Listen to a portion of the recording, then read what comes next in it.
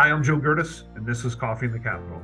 Our guest today is Representative Michael Schlossberg, representing the 132nd Legislative District, serving parts of the Lehigh County. He's also serves in leadership as the Majority Caucus Chair. Representative, thank you for taking some time to join us today.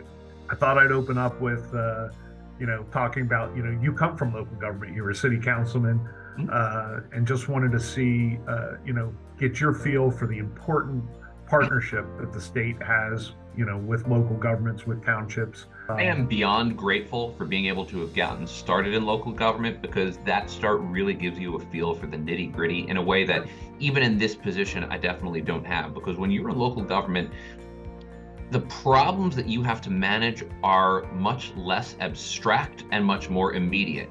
If there's a public safety issue, if there's a pothole, if there's a street that's not being plowed, you hear about it constantly. Whereas in this job, if you let yourself, you can get a lot more isolated. You have staff that handles issues for you. Everybody thinks that your office does the greatest job in the world. When you're in local government, it's you and it's only you. And I would argue in a lot of ways that made that job a lot more challenging.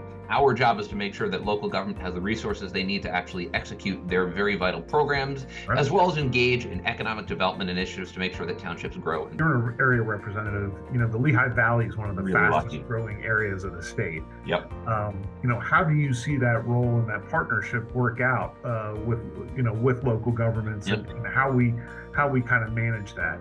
It's been very interesting because you're right, obviously. Lehigh County is, I think, the second or third fastest growing county in the state. I represent some of the fastest growing counties, or some of the fastest growing municipalities in the area, South Whitehall Township and Upper McCountry Township. And that has been really interesting because on the one hand, we want to continue to maintain the things that make these townships grow. We have excellent location, we have a thriving economy, we have a really wonderful school district in Parkland, and we want to continue to make sure that those positive benefits remain. But at the same time, you also have to address the challenges of that growth. The number one thing that I hear about is truck traffic and warehouse development and all that. And there's a really difficult balancing act there, because on the one hand, those warehouses bring jobs and tax revenue. They're a big part of the reason people are moving to the valley. On the other hand, when there's a Jake break that wakes you up at 3 a.m, you're not too happy about where you live. So trying to control for that growth has been really challenging. Representative, you're also in leadership. You serve as the Majority Caucus Chair. How does that affect your view overall? I mean, it's a position where we're the only divided legislature in the country. Yep. Talk about balancing acts. You're in the middle of it. Yes. It's an interesting triangle of legislation with the Democratic House, the Democratic governor, and Republican Senate. And it's also worth noting that while the House is Democratic controlled, it's I think at the moment 102-99 margin. So it's almost as narrow as it gets.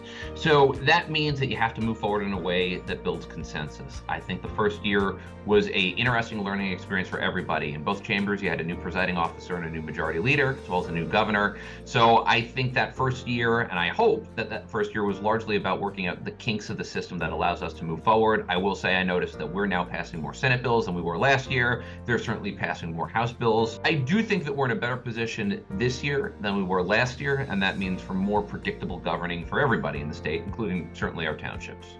Right.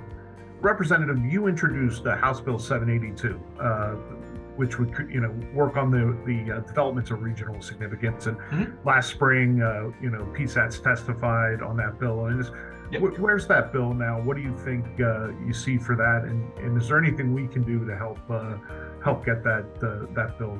I appreciated the candid comments that everybody who testified at that hearing gave. I think right now it's in a bit of a holding pattern because, as you and others noted, while it's a good bill and the concept is good, there's challenges in the execution. The bill is written is certainly not ready to move all the way through the system because it does more than I think any of us initially, including myself, anybody really intended.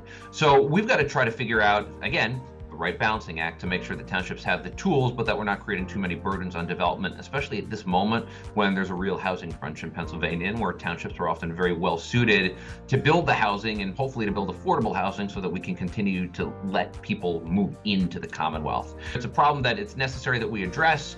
the sooner the better. But if it takes a little while to get right, I'd rather do it that way than rush something and get it wrong. Because if you mess up development, you can really have a negative impact on a community and on jobs and on tax revenue. Right, and we very much appreciate your open door and working with us and listening to comments. Representative, one of the things that our members have been very concerned about is the rising cost of legal advertisements. And I know you were on a co-sponsor memo Yep. at one time to open up more ways of providing those rightful notices and making sure that we get information out to our constituents and our shared constituents, and make sure that important process takes place. It remains uphill, to be honest. There's a lot of people that still have a really traditional belief that legal advertisements are the right way to go, even though in a lot of places there is no paper of record at this point. You've got a lot of municipalities that are unintentionally, but in reality, violating the law. It's something that there's no doubt that over time, it's a fight we're going to wind up winning, because at some point there's going to be enough legislators that go, guys, this is stupid. We don't need to advertise and print advertisement anymore and waste taxpayer dollars. I continue to believe that the internet is a perfectly legitimate way of advertising legal notices. I think that provides a transparency that people need. Frankly, more people use the internet on a regular basis than read a newspaper, so I would argue it's an improvement. But it doesn't change the reality. Are we going to get it done this session? I doubt it. Are we going to keep pushing for it this session, next session? Yes, absolutely. Well, again, we look forward to working with you on that. And it's a topic that's going to be discussed, but we're getting ready to meet in Hershey for our annual conference and exhibit show. We've got close to 4,000 folks coming into Hershey, and I know we hope to see you.